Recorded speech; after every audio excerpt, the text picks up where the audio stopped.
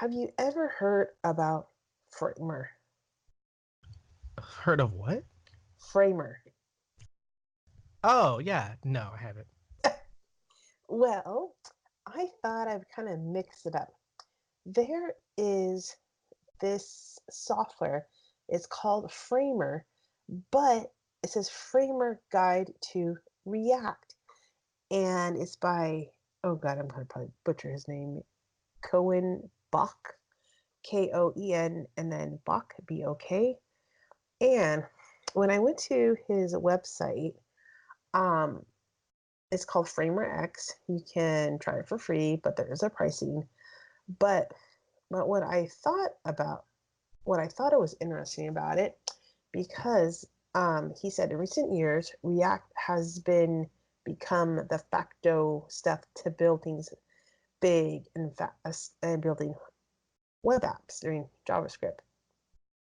So now he's saying this is great news for designers because React is a component based, and basically it actually aligns how the way designers work today. So if you want to dive in React, it's an ebook for you. So this guide has actually helped thousands of designers getting started with React with ES6, and basically he has the latest edition, and plus you can download uh, Framer for only 14 days. But what I liked about it, if you scroll down, he has three columns: theory, syntax, and tools. But all the theory part, it's free. He talks about React for designers, why React seems hard, application state, prop versus states, hooks and states, class versus function, and overrides. So I think that free part is just enough just for designers, A, to understand, and B, maybe they can talk to their developers a little bit more. So I thought it was awesome because as he scrolls down, isn't React just for engineers? The guy goes, I love this question. But then, and then they keep asking, is it programming just for engineers?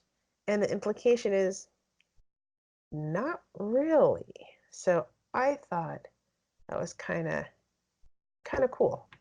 So he keeps on continue about it, saying why does React seem hard, and he goes into all this other coding and mumbo jumbo kind of cool stuff.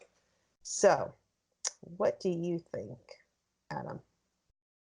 Yeah, it's definitely pretty interesting. It still goes over my head, even though I'm reading a lot of it. But I like the tone in which he takes it. Like he speaks in a very like the way it's written is in a very natural tone, right? Just like if your coworker was explaining it to you, right? And so he definitely has like a nice, fun way the way he speaks about it.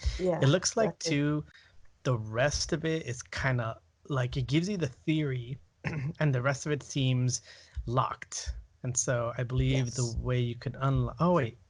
Yes, you got to Uh buy it because but I it's $12 a month, or for small teams it's 75, but for a company it's just custom and you got to get in touch with them. But I mean, I just thought it was a big chunk of free things that mhm. if you want to know a little bit something about React, I think he does it I, as you said, in a really fun way. It doesn't seem threatening, or basically it doesn't make you feel dumb, right? You look at it like, oh my god, how can I da da da da. So yeah, I think it was good. So the theory section he kind of gives you right away.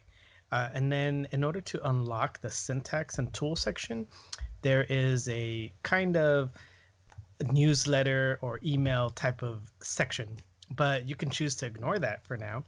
And then it'll give you the rest of the syntax and tool sections as well. So in the syntax, it'll talk to you a little bit about, what are imports, what are destructuring, uh, what are components, and then it also go into the next tool section, which will give you different tools on how to use these things. Like using Git, So it's a vast article of information, and that's if you really don't know too much about React or JavaScript. It kind of gives you a pretty good base to at least know where you're at, right? Right. So that's awesome.